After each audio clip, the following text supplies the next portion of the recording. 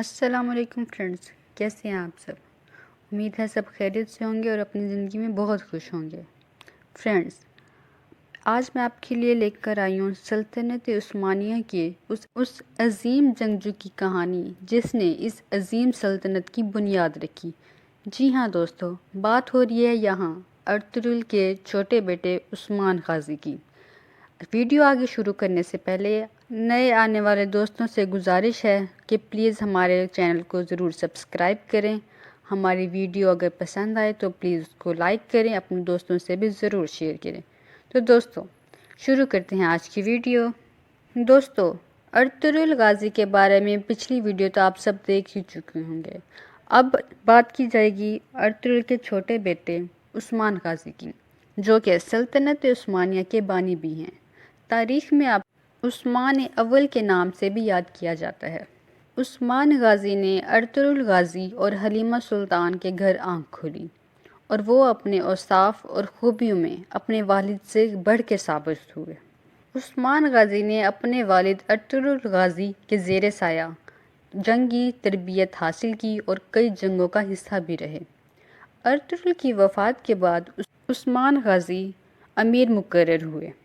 عثمان غازی کے ہاتھ سلطنت آتے ہی انہوں نے بازنطینی سرحدوں پہ موجود عیسائیوں کے ساتھ جنگ شروع کر دی اور بہت سے عیسائی علاقے اپنے زیر سلطنت لے آئے۔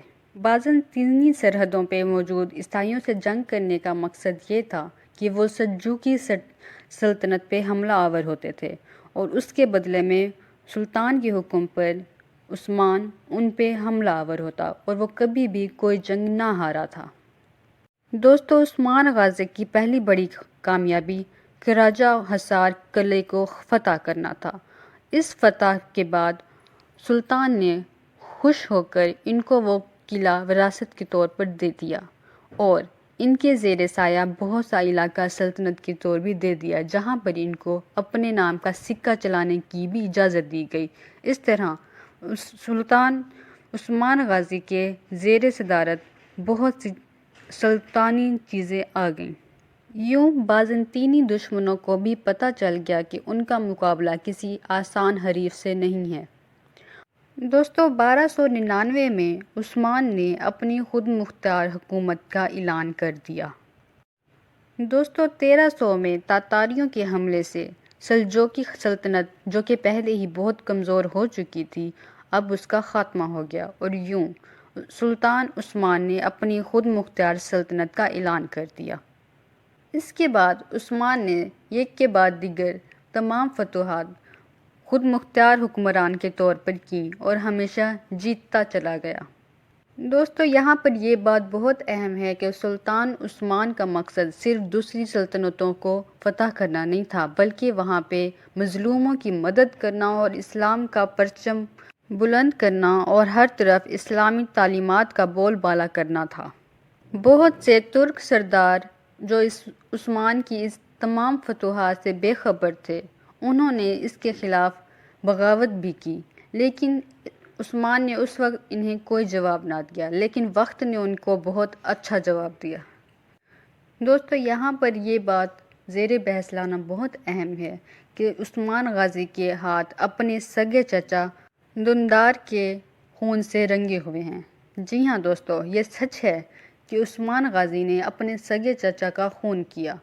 وہ اس لیے کہ اس کے سگے چچا اس کے خلاف ہو گئے تھے اور وہ فوج میں بغاوت پھیلا رہے تھے اور ان کے حوصلے پست کر رہے تھے کہ اب وہ ایک کمزور فوج ہے اور وہ لڑ نہیں سکتی۔ حالانکہ عثمان غازی کی فوج عثمان کو لڑتے دیکھ کر ان میں نئی روح پھونک دیتی تھی۔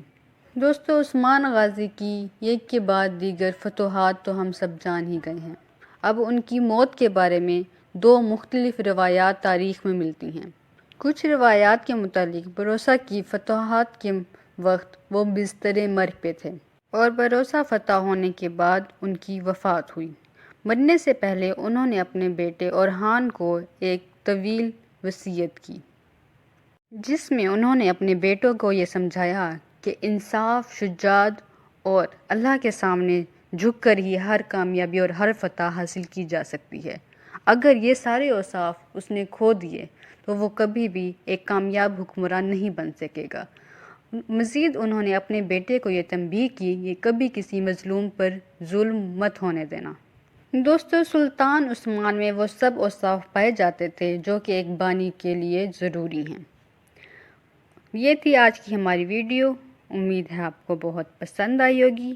اگر آپ کو پسند آئی ہے تو پلیز ہمارے چینل کو سبسکرائب کریں، ہماری ویڈیو کو لائک کریں، شیئر کریں اور بیل آئیکن کو بھی ضرور پریس کر دیا کریں تاکہ ہماری ہر آنے والی نئی ویڈیو آپ کو وقت پر مل سکے۔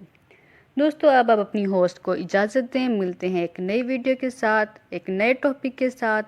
تب تک کے لیے اللہ حافظ۔